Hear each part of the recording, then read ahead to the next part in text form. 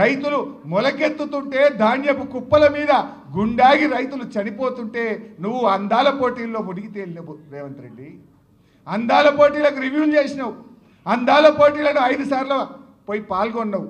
కానీ రైతుల ధాన్యం ఎందుకు కొంటలేరని ఒక్కనాడు రివ్యూ చేయలేదు. నీ మంత్రులు కానీ నువ్వు కానీ ధాన్యపు రాశుల మీద గుండాగి చనిపోయిన రైతుల్ని పరామర్శించే సమయం మీకు చిక్కలేదు. ఇది ఈరోజు చేస్తున్నది. నువ్వు అన్ని అబద్ధాలే. ఎన్ని అబద్ధాలు మాట్లాడిండు? 15 ఆగస్టు నాడు ఈ రాష్ట్రంలో రైతుల రుణమాఫీ చేసి తీరుతా అన్న ముఖ్యమంత్రి ఈ రోజు కన్నా చేసినావా? మళ్ళీ 15 ఆగస్టు వచ్చింది.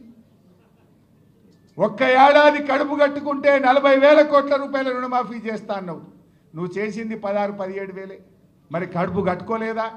మిగతా పైసలు ఢిల్లీకి కప్పం కట్టినవా? నీ జేబుల్లోకి పోయినాయా? ఎక్కడికి పోయినాయో చెప్పు. ఎప్పటిలోగా చేస్తావో చెప్పు. నువ్వు దేవుళ్ళ మీద ఒట్టు పెట్టి 15 ఆగస్టులోగా రుణమాఫీ చేస్తా అని మాట తప్పినావు. మొన్న అసెంబ్లీ సమావేశాల్లో మార్చి 31వ తేదీ కల్లా రాష్ట్రంలో రైతులందరికీ రైతు బంద్ వేస్తా అన్నావు. 31 మార్చి పోయింది, ఇవాళ 2 జూన్ వచ్చింది. ఈరోజు కూడా రైతు బంధు డబ్బులు రైతులకు పల్లె. అసలు నువ్వు ఒక్క విషయమన్నా రాష్ట్ర అవతరణ దినోత్సవం నాడు కూడా నిజం మాట్లాడకపోతే వెనకటికి ఏదో శాపం ఉన్నట్టు ఏదో అంటారు చూడు, నువ్వు అబద్ధం ఆడకపోతే తలబలిగి చనిపోతావు అన్నట్టు ఈ రేవంత్ రెడ్డికి అట్లాంటి శాపం ఏదో ఉన్నట్టు అనిపిస్తుంది నాకు. అబద్ధాలు తప్ప నిజాలు పలకడు. మరి మన కేసీఆర్ అభివృద్ధిలో ఈ రాష్ట్రాన్ని అగ్రగామిగా నిలిపిండు. ఎన్ని అద్భుతాలు! ధాన్యం ఉత్పత్తిలో నంబర్ 1, డాక్టర్ల ఉత్పత్తిలో తెలంగాణ నంబర్ 1 చేసిండు కదా. ప్రతి జిల్లాకు ఒక ప్రభుత్వ మెడికల్ కాలేజ్, 35 గవర్నమెంట్ మెడికల్ కాలేజీలు పెట్టి సంవత్సరానికి 10,000 డాక్టర్లను ఈ దేశానికి అందిస్తున్న రాష్ట్రంగా తెలంగాణను నిలిపిన ఘనత మన బీఆర్ఎస్ ప్రభుత్వాన్ని. తలసరి ఆదాయంలో తెలంగాణ నంబర్ 1, విద్యుత్ వినియోగంలో తెలంగాణ నంబర్ 1, మరి జిఎస్డిపి పెరుగుదలలో తెలంగాణ నంబర్ 1, రాష్ట్ర సొంత ఆదాయ వనరుల వృద్ధిలో తెలంగాణ నంబర్ 1, గొర్రెల మాంసం ఉత్పత్తిలో తెలంగాణ నంబర్ 1, చేపల ఉత్పత్తిలో తెలంగాణ నంబర్ 1, చెట్ల పెంపకంలో తెలంగాణ నంబర్ 1. ఇట్లా కేసీఆర్ అభివృద్ధిలో తెలంగాణ నగరంగామిగా నిలిపింది. రేవంత్ రెడ్డి నువ్వు ఎన్ని అబద్ధాలు ఆడుతీవి?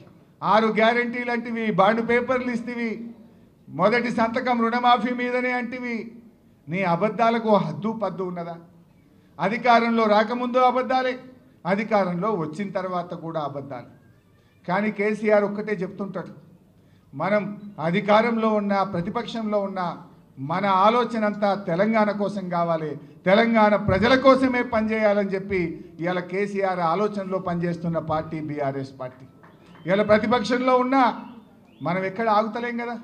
ఈ ప్రభుత్వం మెడలు వంచి ఆ 16-17 వేల కోట్ల రుణమాఫీ అయిందంటే బీఆర్ఎస్ పోరాటం వల్ల అవుతా ఉంది.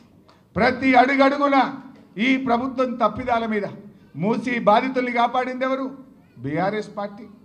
నువ్వు హైడ్రా పెట్టి పేదల ఇండ్లు కూలిస్తే ఆ పేదలకు అండగా నిలబడ్డది ఎవరు? BRS party. ఇవాళ నువ్వు చేసే అరాచకాలు ప్రతి విషయంలో కూడా బీఆర్ఎస్ ఇవాళ తెలంగాణ ప్రజలకు ఒక శ్రీరామ రక్షలాగా, ఒక కవచంలాగా నిలబడతా ఉంది. నువ్వు ఏం చేసినావు రేవంత్ రెడ్డి? నువ్వు 18 నెలలు అయింది, ఒక్క మంచి పని ఉన్నదా? కేసీఆర్ కిట్టు బంధు పెట్టినావు, రైతు బంధు పెట్టినావు, ఇవాళ బతుకమ్మ చీరలు బంధు పెట్టినావు, విద్యార్థులకు ఫీజు రియంబర్స్మెంట్ బంధు పెట్టినావు. ఉన్న పథకాలు బంద్ చేయడం తప్ప నువ్వు చేసిన మంచి పని ఉందా? చేసిండు రేవంత్ రెడ్డి. ఏమైనా చేసిండు అంటే బీఆర్ఎస్ ప్రభుత్వంలో మంచి పనులు ఏవైతే జరిగినాయో వాటి మీద కమిషన్లు మాత్రం వేసిండు. ఇవాళ రాష్ట్రం వచ్చిన 6 నెలల్లోనే 24 గంటల నాణ్యమైన కరెంట్ ఇచ్చిండు కేసీఆర్.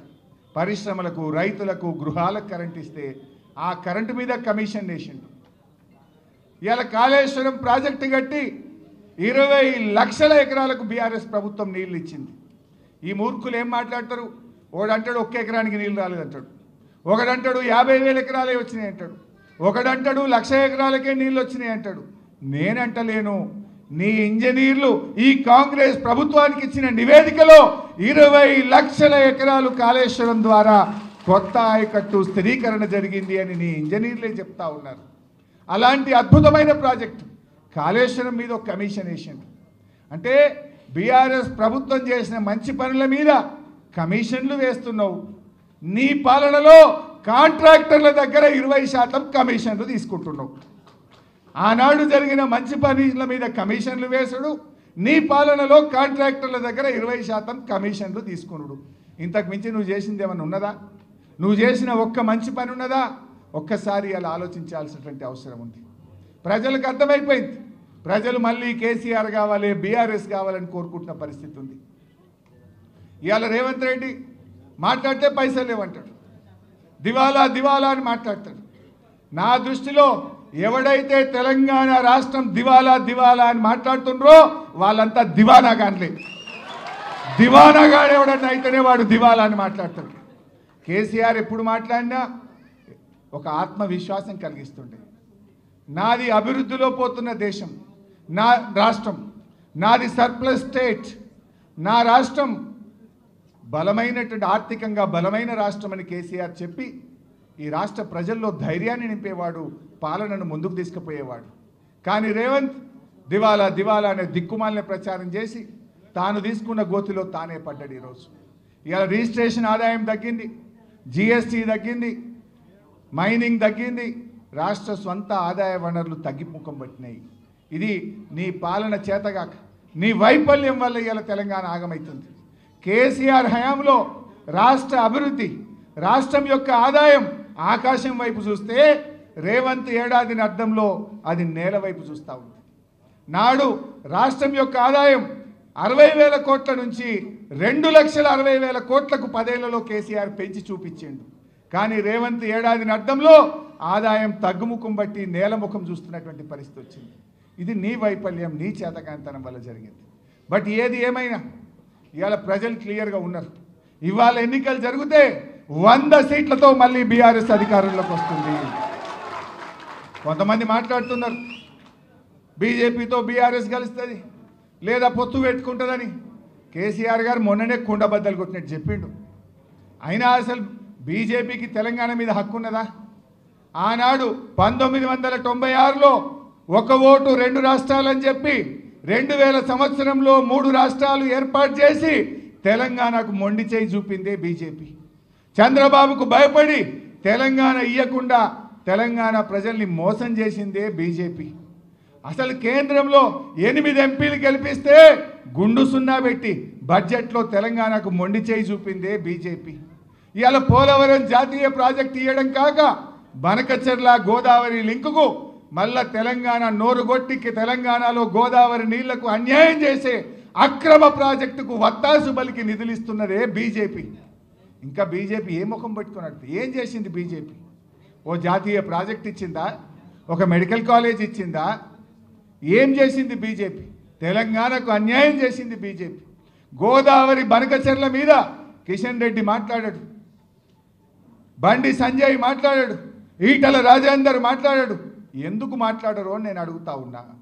ఆ బనకచెర్ల గోదావరి ప్రాజెక్టు తెలంగాణ అది శాపం కాబోతుంది. అది కడితే గోదావరి జలాల్లో తెలంగాణకు తీవ్రమైనటువంటి నష్టం జరుగుతుంది. ప్రపంచంలో ఏ మూల ఏ క్షణం ఏం జరుగుతుందో వేగంగా తెలుసుకోవడానికి తొలి వెలుగు వాట్సాప్ ఛానల్ని ఫాలో చేయండి.